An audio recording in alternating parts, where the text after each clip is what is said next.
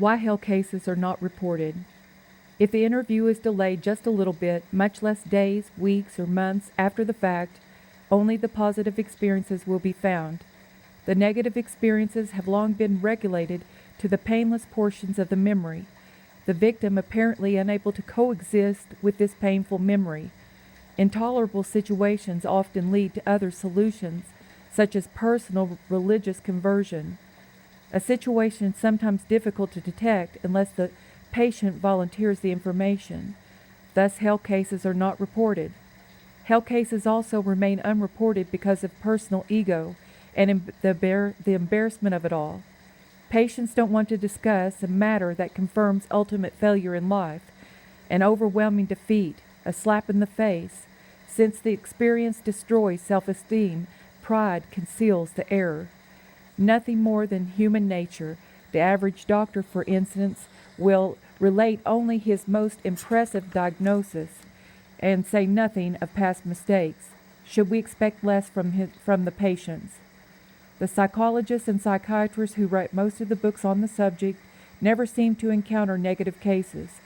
Delayed interviews, the timing factor, because they weren't there, because they have never resuscitated any of their patients, not in their line of business, all of the above. Perhaps the greatest reason for the paucity of negative reports is the defective method of data collection.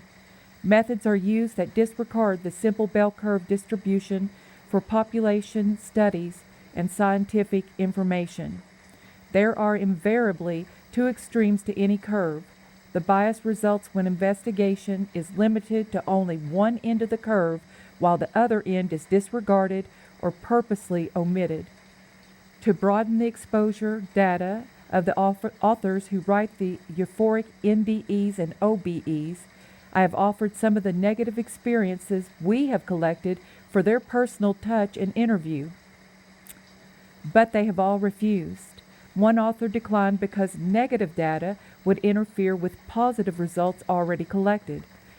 Another passed because the information would modify conclusions already published.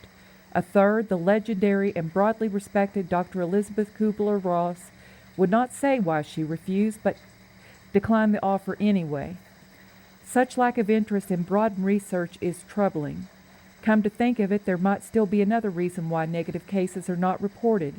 Clinical death, reversible if heartbeat and breathing can be restored, is a unique category of experiences because they brush close to the door of biological death.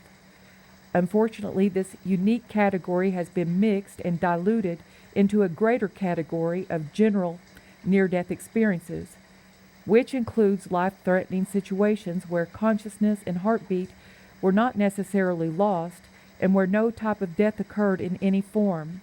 For instance, NDEs include situations where resuscitation was never required.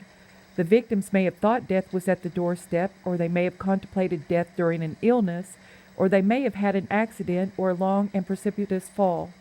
Sometimes they could be scared to death, expecting death from robberies or muggings. But in most cases, vital functions did not stop and they did not go through death's door. The NDEs without clinical death happen to be the least likely group to experience negative events. The resuscitated groups most likely to report negative events are those whose interviews were initiated during the CPR.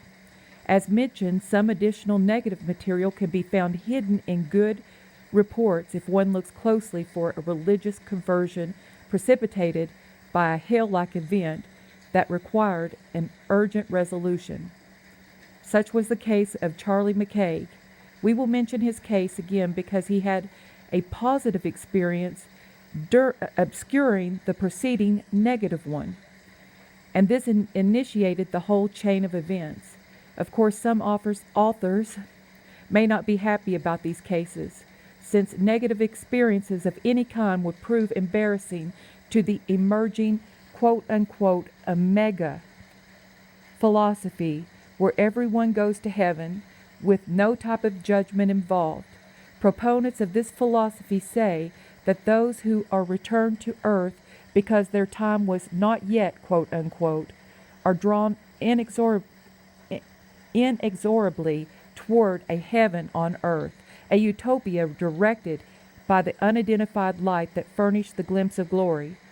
The Omega concept is such an emerging, massive, encircling thing that it will be presented again in this book. The Omega Point Theory.